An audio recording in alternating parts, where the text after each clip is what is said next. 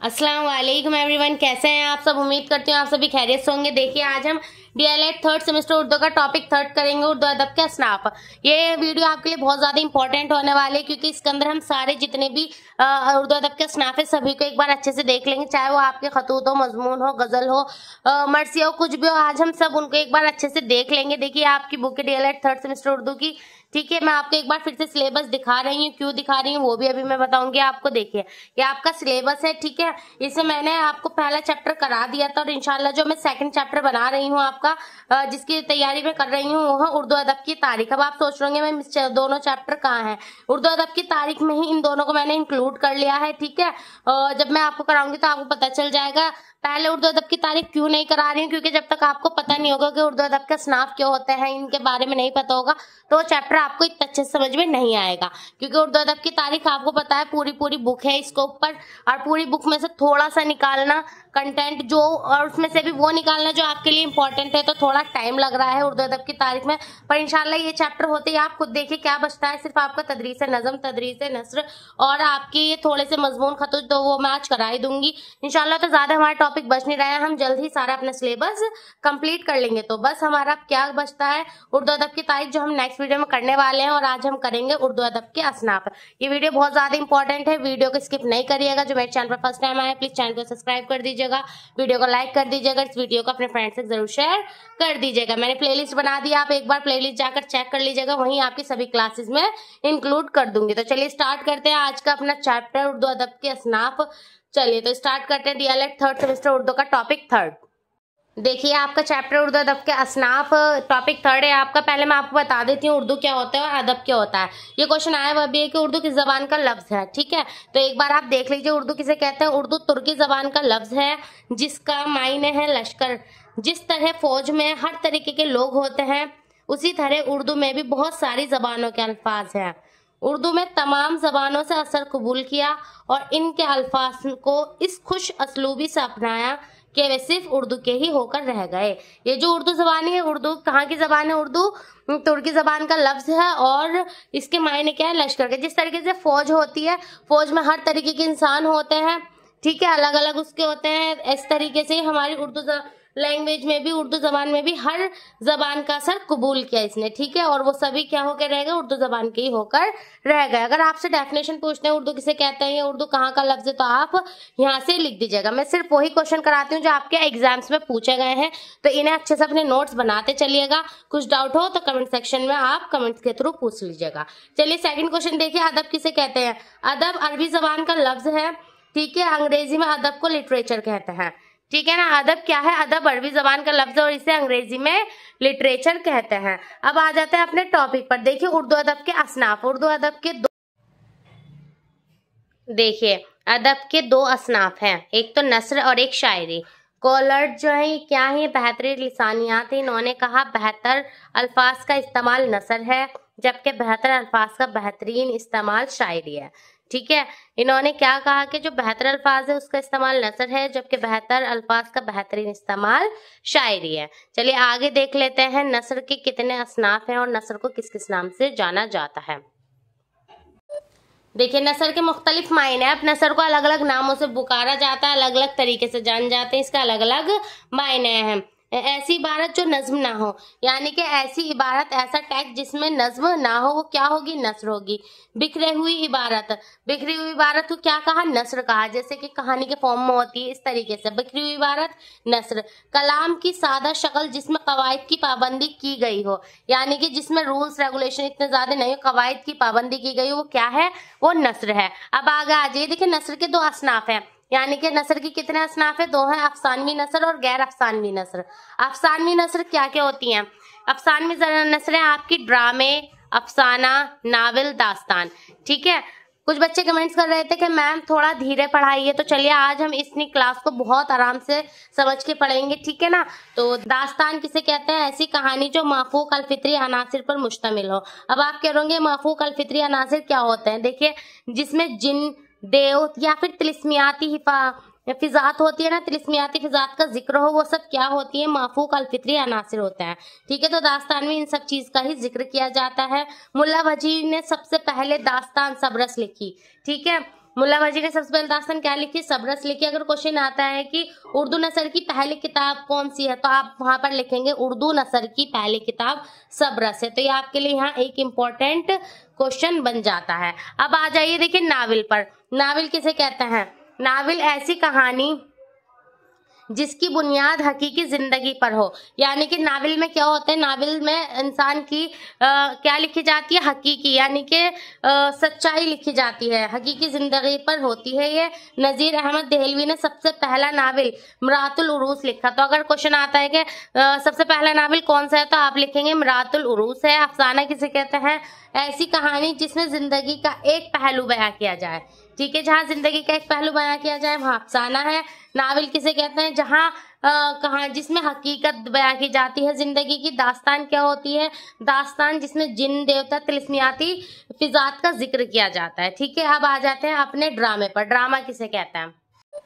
देखिए ड्रामा किसे कहते हैं? ड्रामा ऐसी कहानी जो किरदार के हरकत व सकनात और मुकालमों की मदद से पेश की जाए। अमानत लखनवी ने सबसे पहला ड्रामा अंधी सभा लिखा। ठीक है, ड्रामा क्या होता है? जिसमें कुछ किरदार अपनी हरकत से क्या करते हैं? एक ड्रामा पेश करते हैं, उसी को हम क्या कहते हैं? ड्रामा कहते हैं। डेफिनेशन आती है, ये लिख दीजिएगा, ऐसी कहानी जिसमें जो किरदार के हरकत व सकनात और मुकालमों की मदद से पेश की जाए उसे ड्रामा कहते हैं।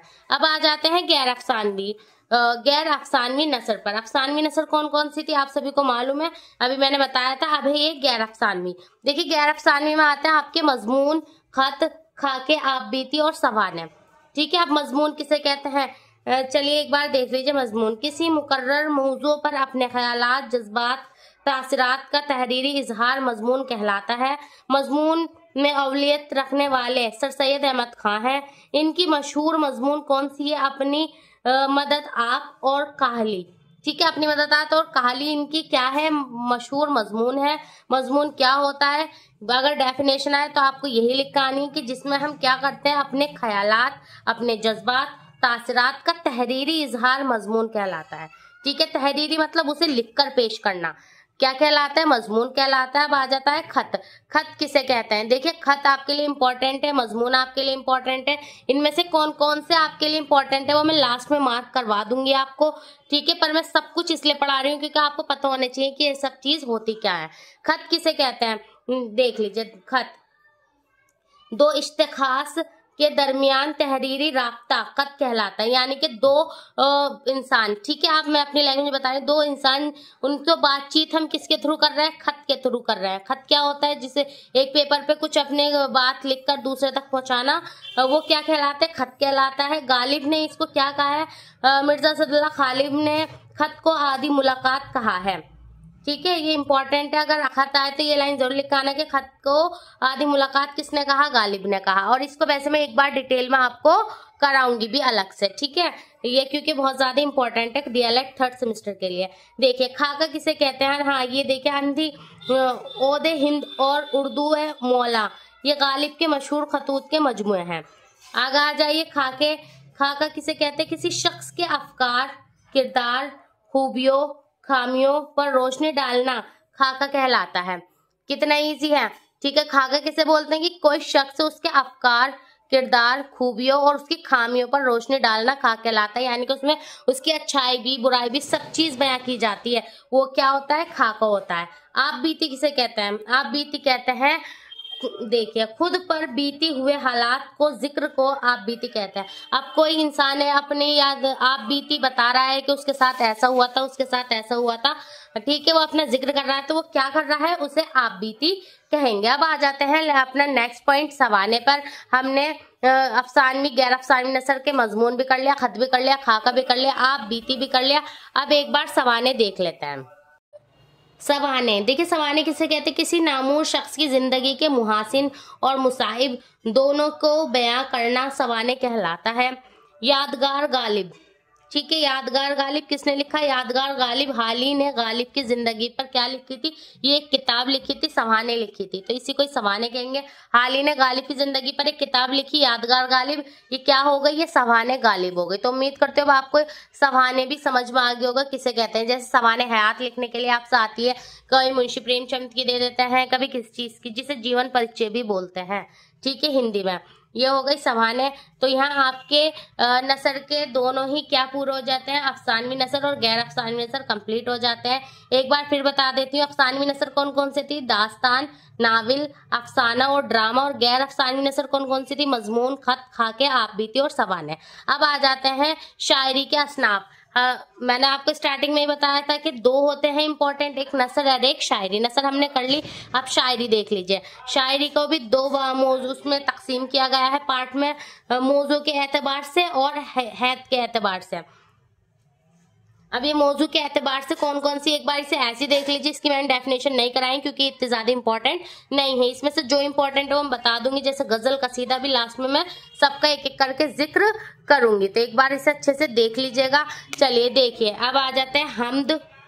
पहले है मौजू के एतबार से कौन कौन सी, हमद, नात, मुनकबत, मुनाजात, गजल, कसीदा, मरसिया, शहरा अशुभ व सौक्त, गीत, रेखती, हिज्जो।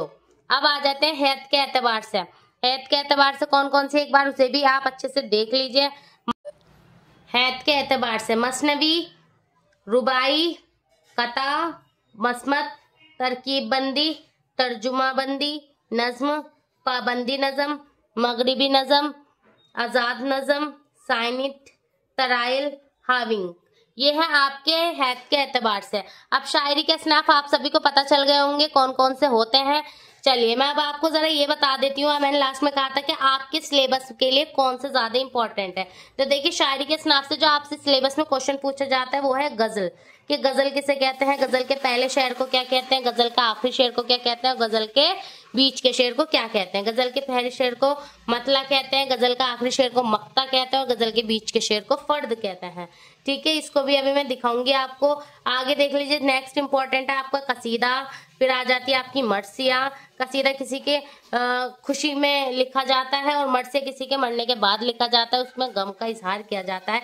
इसको भी मैं बाद वाली नेक्स्ट वीडियो जाएगी उसे डिटेल में कराऊंगी। फिर आ जाइए रुबाई पे। रुबाई भी इंपॉर्टेंट है, मसनवी भी इंपॉर्टेंट है आपके लिए। रुबाई, मसनवी और नज्म तो आपके लिए है इंपॉर्टेंट। ठीक है, मसनवी, रुबाई ये सब आपके लिए इंपॉर्टेंट है शायरी के इसमें से जो क्वेश्चन आते हैं। ठीक है, इन सबको मैंने फिर क्यों लिखवाया, इन सबको इसलिए लिखवाया कि आपको मालूम होना चाहिए क्या है, आपको पता चलना चाहिए कि अगर मसनवी लिखा आ रहा है तो आप ये कहेंगे कि अच्छा ये तो शायरी के असनाफ है, कि मसनवी क्या होती है आपको पता चल गया है। ठीक है, अब मैं आपको एक चीज और बता देती हूँ, मरसिया जो था उसमें कौन कौन से पार्ट इंपॉर्टेंट है। तो देखिए, ये है आपकी मरसिया। ठीक है ना, इसमें कौन सा ज्यादा इंपॉर्टेंट है, इसमें मैं कहूंगी आपके सारे ही इंपॉर्टेंट है। दास्तान पूछी जाती है, नावल पूछा जाता है, अफसाना भी पूछा जाता है और ड्रामा भी पूछा जाता है। और रही गैर अफसानवी, चलिए एक बार गैर अफसानवी भी बता देती हूँ मैं आपको। देखिए, गैर अफसानवी नसर है आपकी जिसमें मजमून, खत, खाके, आप बीती और सवाने। इसमें कौन सी इंपॉर्टेंट है, तो इसमें आपका मजमून बहुत ज्यादा इंपॉर्टेंट है, खत ये भी बहुत ज्यादा इंपॉर्टेंट है, खा का कभी कभार आता है, आप बीती और सवाने नहीं पूछते ज्यादातर। ठीक है, तो मैंने आपके इंपॉर्टेंट मार्क करा दिए हैं इस चैप्टर के कि क्या आपके लिए ज्यादा इंपॉर्टेंट है।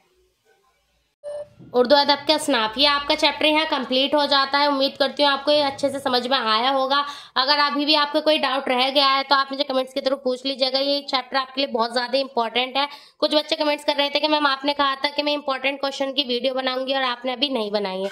तो देखिए, जो नेक्स्ट आपका टॉपिक आएगा वो इंपॉर्टेंट क्वेश्चन की वीडियो बना दूंगी, या तो मैं उसमें या फिर आपको उर्दू अदब की तारीख। इंशाल्लाह जल्दी आपको टॉपिक 4 में इंपॉर्टेंट क्वेश्चन देखने के लिए मिलेंगे, या फिर आपकी उर्दू अदब की तारीख। आप टेंशन ये नहीं लीजिए कि अब मैंने क्या नहीं कराया, आप ये देखिए कि मैंने क्या करा दिया है, आप उसकी अच्छे से तैयारी करिए। ठीक है, उर्दू अदब का स्नाफ आपके लिए बहुत ज्यादा इंपॉर्टेंट है, तो इसे एक बार अच्छे से देख लीजिएगा कौन कौन से होते हैं।